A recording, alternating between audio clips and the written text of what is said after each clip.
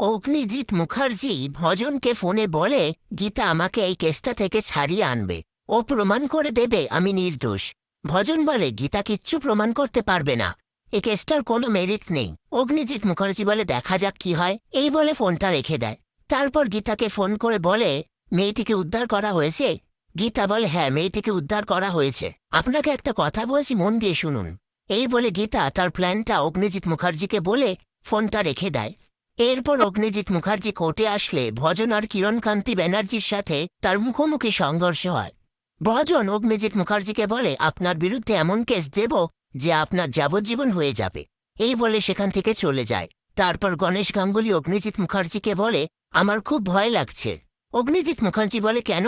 গণেশ গাঙ্গুলি বলে গীতা যদি সময়ের মধ্যে কোর্টে এসে পৌঁছতে না পারে তখন কি হবে? অগ্নিজিৎ মুখার্জি বলে আমার গীতার ওপর পুরো বিশ্বাস আছে, ও আমাকে ঠিক বাঁচিয়ে নেবে। এই নিয়ে তারা কথা বলে। এসব কথার মধ্যে অগ্নিজিৎ মুখার্জি গণেশ গাঙ্গুলিকে বলে আমি যে আপনাকে অসৎ প্রমাণ করেছি এর জন্য আমি ভরা কোর্টে দাঁড়িয়ে সবার সামনে আপনার কাছে হাত জোড় করে ক্ষমা চাইব। গণেশ গাঙ্গুলি বলে আপনি কেন ক্ষমা চাইবেন? আপনাকে আর গীতাকে আমি দূর থেকে দাঁড়িয়ে দেখব, আমার গর্ব হবে যে গীতা আমার মেয়ে।